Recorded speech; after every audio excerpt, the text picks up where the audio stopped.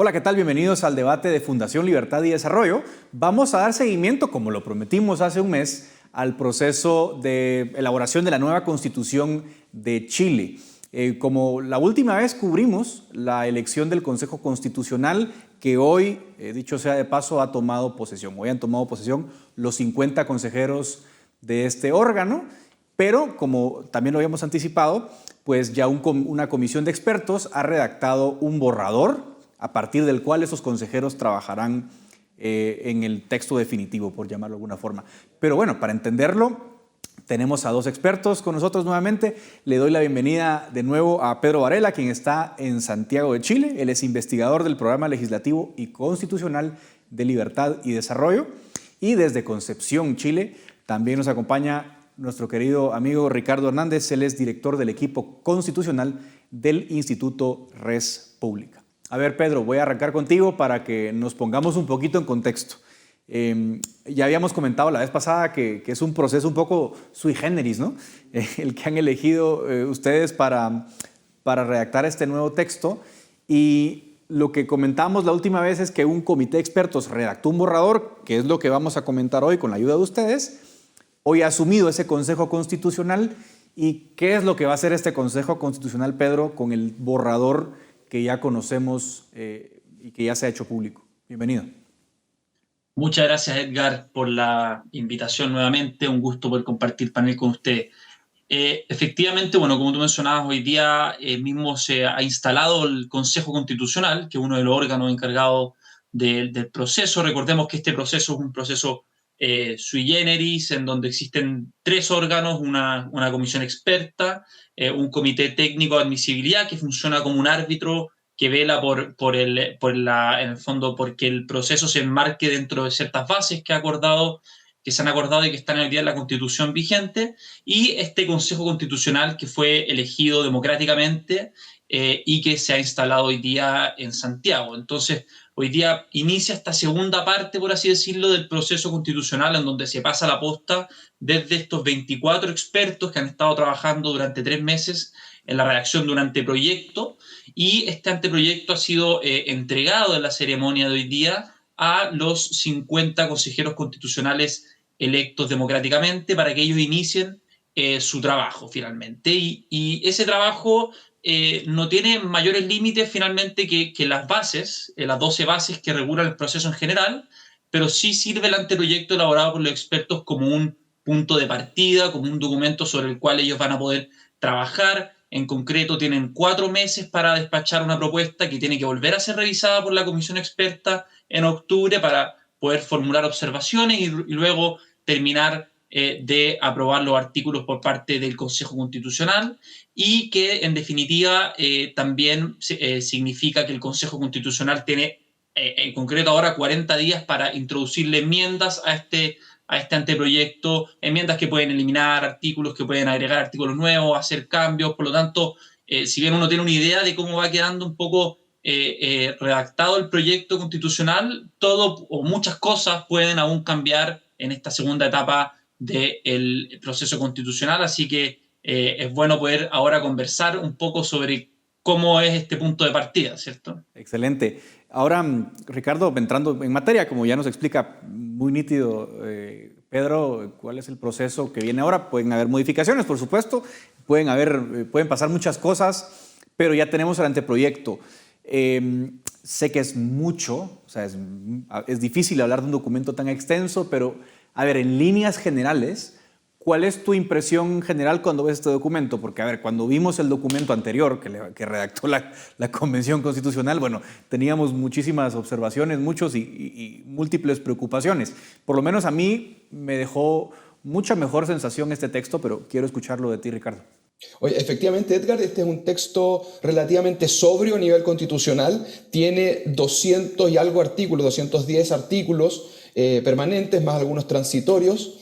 El que lea el texto se va a dar cuenta que mantiene la base de lo que ya existía en la tradición constitucional chilena y añade ciertas modificaciones y deja de tratar a ciertos puntos. En ese sentido, yo comparto con Pedro que sería un buen punto de partida para la discusión que viene en esta segunda etapa constitucional, pero sin olvidar que hay ciertos vacíos que se pueden ir completando por parte de ahora los consejeros. ciertas terminologías, frases que son controversiales que podríamos ir ajustando, pero sin duda es un elemento muy valioso a la hora de comenzar este segundo proceso constitucional con ciertos resguardos para que no ocurran expresiones refundacionales que fueron finalmente las que socavaron el proceso, en el primer proceso del año anterior. Digamos que para entender un poco lo que nos explicaba Pedro, si el Consejo, por ejemplo, añade algún artículo, hace una enmienda, digamos, esa redacción que ellos aprueben pasa por vamos a decir, el VAR, ¿no? Tiene que pasar por la comisión, me olvidé el nombre, la comisión que revisa el fondo. El Comité Técnico de Admisibilidad. El Comité Técnico de Admisibilidad. ¿Tienen que revisarla ellos previo a poder, digamos, darle luz verde a esa enmienda o eso ocurre al final? No necesariamente. Perdón, dale, Ricardo. No, que justamente no es una instancia obligatoria, tendrían que recurrir los consejeros al advertir que hay una vulneración a alguna de estas bases.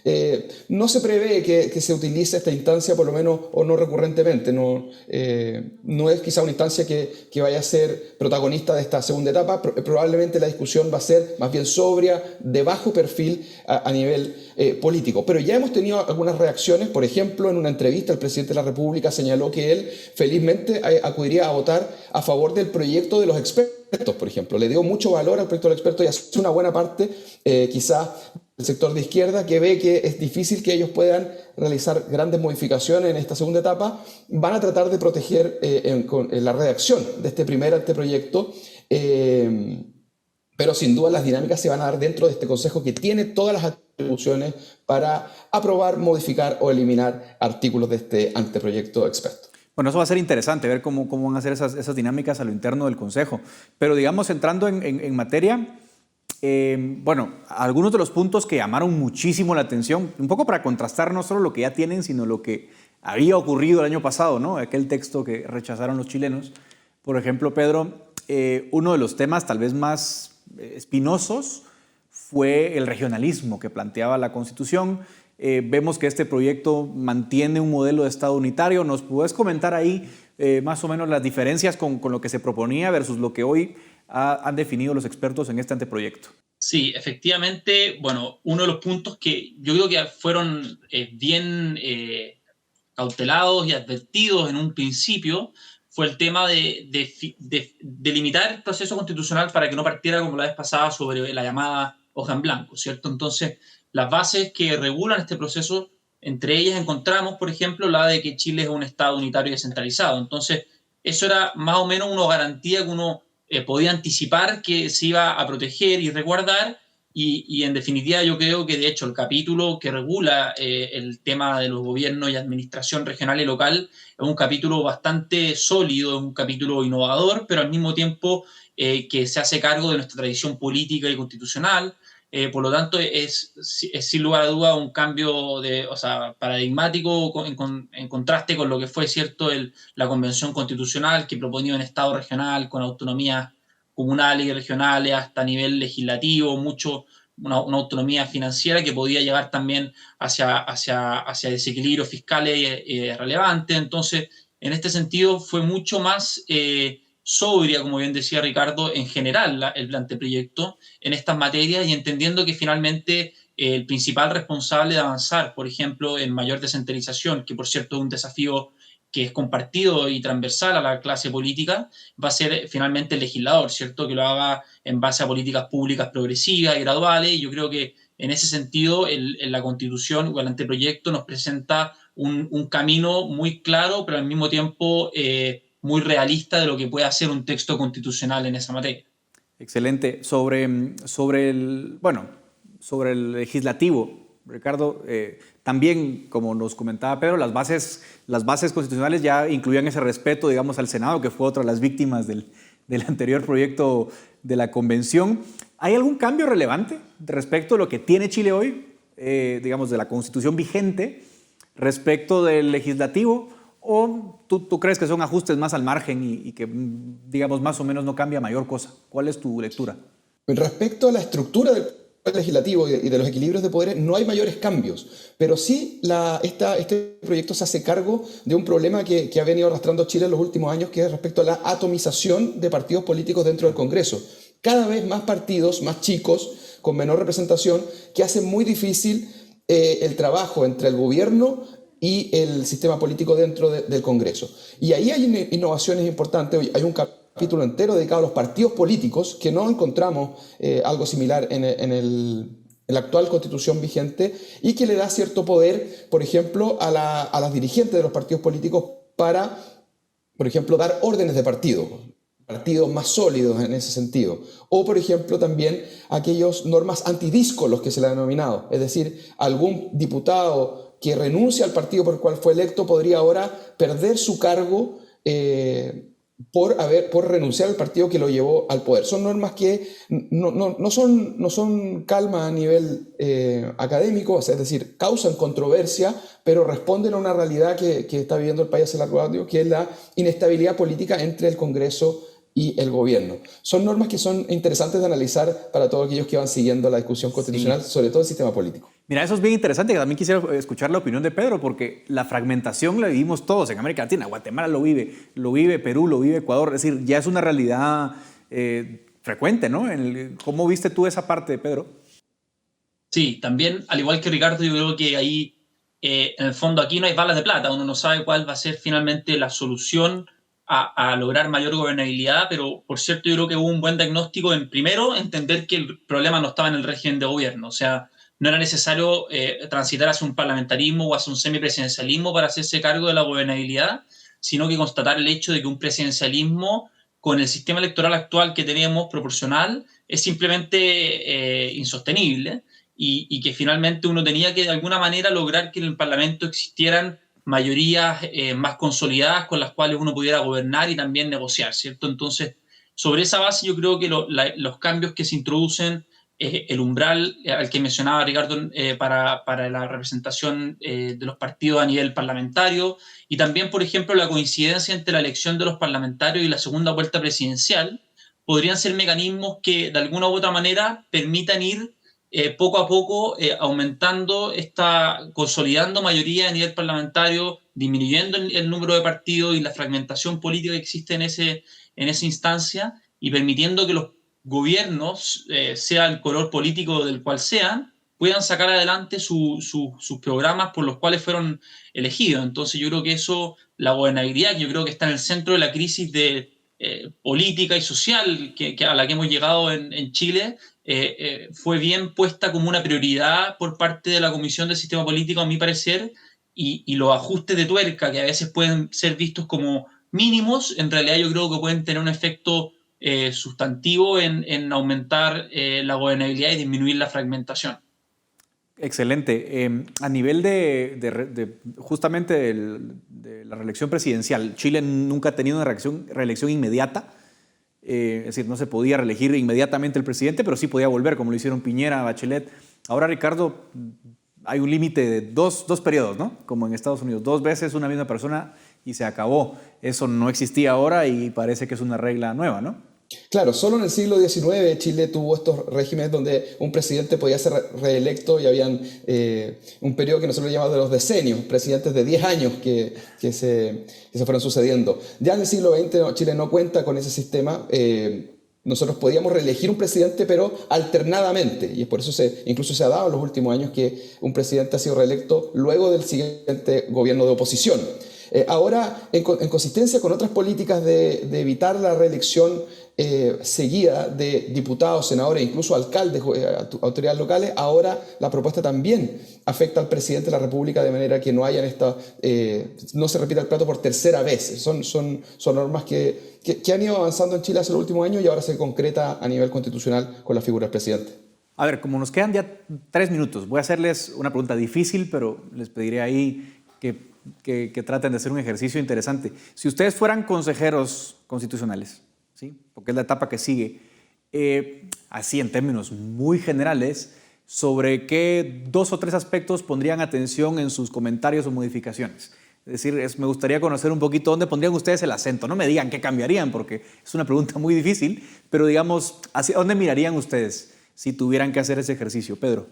Bueno, yo creo que en primer lugar ese ejercicio tiene que estar puesto, en cuanto al contenido, tiene que estar puesto, a mi parecer, en el tema de la Corte Constitucional. Okay. Creo que ahí hay bastantes cambios que se pueden hacer, sobre todo para concretizar la supremacía constitucional. Ahora se elimina el control preventivo sustantivo de la Corte Constitucional. Puede parecer muy técnico todo, pero en definitiva yo creo que la Corte Constitucional ha sido muy criticada, el Tribunal Constitucional actual, que le cambian el nombre a Corte, ha sido muy criticada, y creo que la comisión experta nos hizo cargo del todo de los problemas que hay ahí, o de la mejor manera, tanto en sus mecanismos de integración como en sus atribuciones. Así que creo que ahí hay un punto interesante.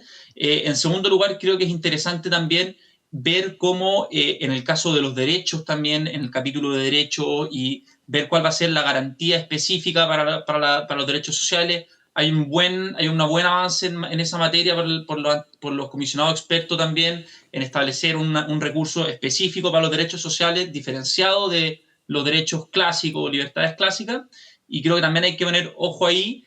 Pero lo tercero, y creo que lo más importante, finalmente va a ser saber sintonizar con cuáles son finalmente las inquietudes de la ciudadanía hoy día, en el fondo, que esto no parezca como un texto muy abstracto, muy técnico, que yo creo que sale naturalmente así de una comisión que es técnica, ¿cierto?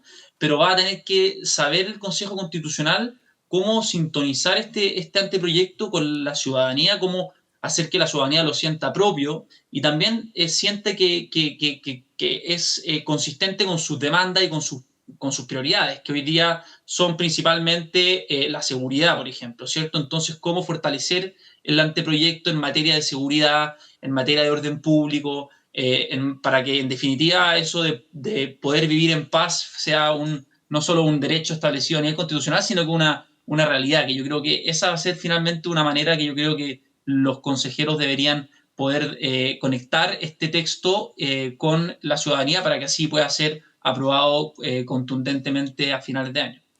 Ricardo. Yo ahí quisiera hacer una bajada directamente a las libertades que se pueden proteger de mejor manera de lo que está proponiendo el anteproyecto. Y en específico en el tema, por ejemplo, salud y educación. Son dos temas que hay ciertos vacíos que si comparamos con el texto vigente, y es posible que los consejeros podrían precisar respecto a la libertad que tienen las personas de no solo acceder a distintos proveedores de salud, sino también cómo financiamos el acceso a la salud. Hoy día en Chile tenemos una crisis contingente respecto a los aseguradores privados que no han podido coordinar con la legislación vigente la sustentabilidad de este financiamiento, y es posible que la Constitución no dé la solución, pero por lo menos sí siente las bases de que las personas tengan la libertad efectiva de poder escoger distintos proveedores y distintas formas de financiamiento de su salud. Y lo mismo con educación, o sea, que la educación realmente esté provista de una libertad de los padres de escoger la institución de sus hijos, pero también proyectos educativos diversos y pluralistas, no solo de los que proponga el Ministerio de Educación, sino que haya distintos proyectos educativos y que sean efectivamente protegidos respecto a un currículum mínimo, que finalmente en Chile lo que ha pasado que no es mínimo y finalmente termina abarcando la mayor parte de los proyectos educativos, ahogando la libertad. Son caballitos de batalla que serían muy interesantes de que los consejeros tomen esa posta y mejoren en esas reacciones. Si bien son pequeñas correcciones, pequeños ajustes, sería muy valioso para la familia chilena. Excelentes comentarios, querido Ricardo Hernández, desde Concepción, director del equipo constitucional del Instituto Res Pública, y de Pedro Varela desde Santiago de Chile, investigador del Programa Legislativo y Constitucional de Libertad y Desarrollo. De verdad, muchas gracias. Espero que obtengamos ocasión para hablar más adelante cuando el texto avance en sus fases. Así que gracias por esta participación y también gracias a la audiencia por su atención. Hasta aquí llega el debate de esta semana.